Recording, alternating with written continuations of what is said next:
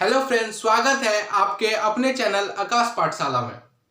तो last lecture में हम लोगों ने फर्टिलाइजेशन इवेंट को भी कंप्लीट कर लिया हुआ था। और जब हम लोग फर्स्ट चैप्टर पढ़ रहे थे रिप्रोडक्शन इन ऑर्गेनिज्म, तो उसमें हम लोगों ने देखा हुआ था कि जो सेक्सुअल रिप्रोडक्शन है वो प्लांट में हो रहा है या एनिमल में हो रहा है, किसी में भी हो रहा है, उसके अंदर 3 इवेंट पाया जा रहा था। ठीक है, सबसे पहला क्या था?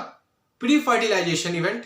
ठीक है, जिसमें हम लोगों ने को गैमेट फॉर्मेशन करना था। तो इधर हम लोगों ने माइक्रोस्पोरोजेनेसिस और मेगा स्पोरोजेनेसिस के प्रोसेस के थ्रू हम लोगों ने मेल गैमेट और फीमेल गैमेट को प्रोड्यूस किया हुआ था। ठीक है, फिर हम लोगों को गैमेट ट्रांसफर पढ़ना था। तो हम लोगों ने पॉलिनेशन को देखा हुआ था, biotic agent, abiotic agent, hydrophily, anemophily, सभी चीज को हम लोगों ने कवर कर लिया हुआ था। फिर हम लोग आए फर्टिलाइजेशन इवेंट पे। तो उधर हम लोगों ने क्या देखा? सबसे पहले पोलन पिस्टल इंट्रैक्शन देखा, वो हुआ। तो फिर इनब्रीडिंग से बचने के लिए हम लोगों ने आउटब्रीडिंग डिवाइसेस का यूज किया। सुपेरियर क्वालिटी का प्लांट पाए जाने के लिए हम लोगों ने आर्टिफिशियल हाइब्रिडाइजेशन को पढ़ा। ठीक है, और फिर फाइनली डबल फर्टिलाइजेशन को भी हम लोगों ने कंप्लीट कर लिया। तो इस तरह से हम लोगों ने प्री फर्टिलाइजेशन इवेंट और फर्टिलाइजेशन इवेंट को बहुत अच्छे शानदार तरीके से ट्रिक के साथ हम लोगों ने कंप्लीट कर लिया है। सो अगर अभी तक आप लोगों ने प्रीवियस वीडियो लेक्चर्स नहीं देखा है तो इस कंप्लीट चैप्टर का प्लेलिस्ट आप लोग को डिस्क्रिप्शन में मिल जाएगा। सो प्लीज पहले उसे चेक कर लें ताकि ये समझने में आपको बिल्कुल भी दिक्कत ना हो। तो आइए स्टार्ट करते हैं आज हम लोग पोस्ट फर्टिलाइजेशन इवेंट।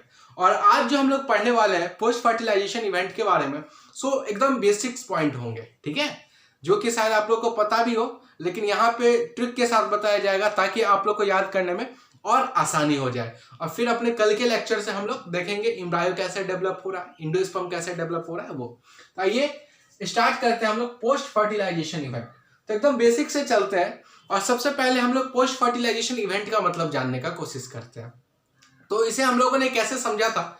नॉर्मली एक एग्जाम्पल लिए हुए थे हम लोग, पोस्ट ग्रेजुएट।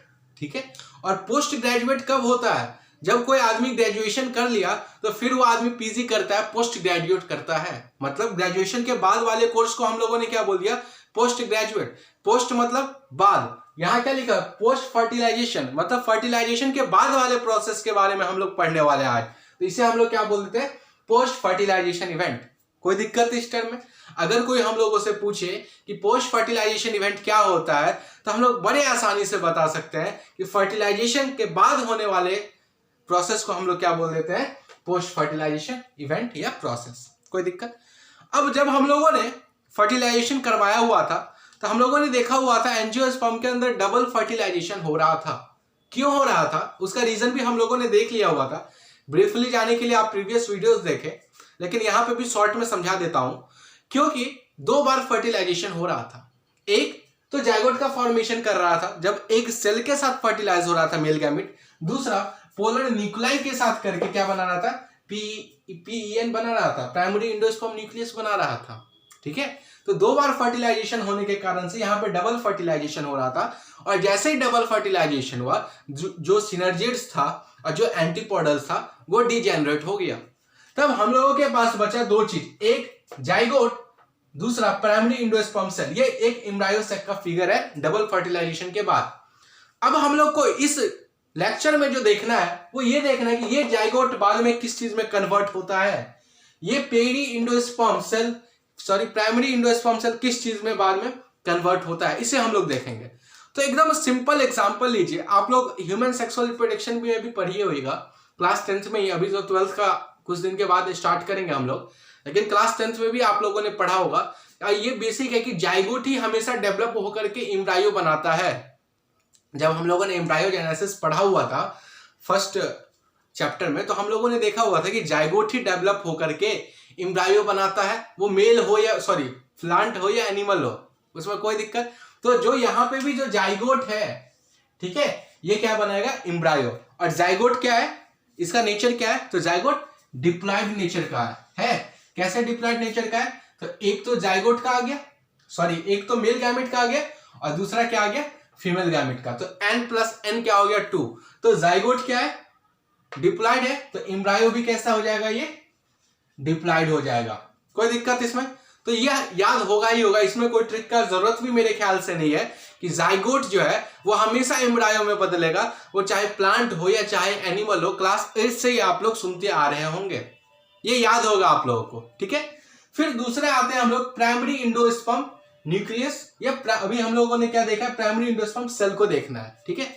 जो सेंट्रल सेल था पहले, जो एम्ब्रायो सेक का सेंट्रल सेल था जो सबसे बड़ा था, वही डबल फर्टिलाइजेशन के बाद किसमें कन्वर्ट हो जाता है, प्राइमरी इंडोस्पर्म सेल।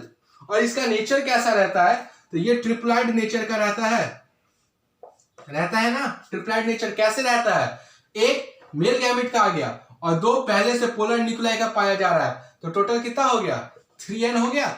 इस कारण से जो प्राइमरी इंडोस्पर्म सेल है वो क्या है, ट्रिप्लॉइड नेचर का है। और ये प्राइमरी इंडोस्पर्म में क्या पाया गया, देखिए यहाँ पे क्या वर्ड आया, इंडोस्पर्म, तो ये किसमें कन्वर्ट हो जाएगा, इंडोस्पर्म में।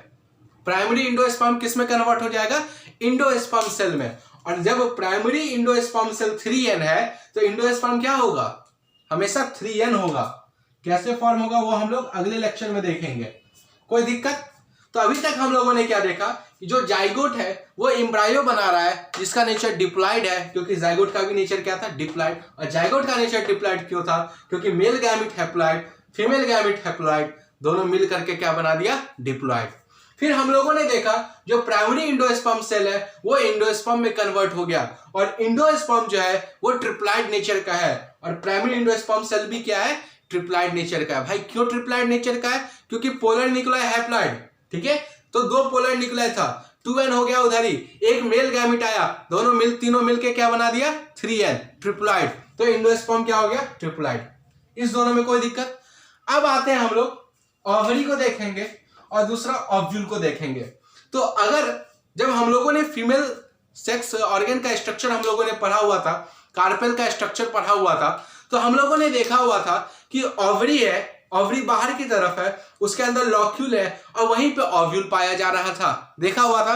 और आप लोगों ने आम खाया होगा, आम के अंदर में बाहर क्या पाया जाता है, फल, अंदर क्या होता है, सीड। तो ओवरी और ओव्यूल में अंदर क्या पाया जा रहा है, ओव्यूल। तो ऑब्वियस सी बात है जो अंदर वाला वो किस में कन्वर्ट होगा, सीड में। सो ओव्यूल किस में कन्वर्ट हो जाता है, सीड में, और ओवरी किस में कन्वर्ट हो जाता है, फ्रूट में। याद रहेगा, एक बार धीरे से मतलब धीरे धीरे बोल के समझा देते हैं।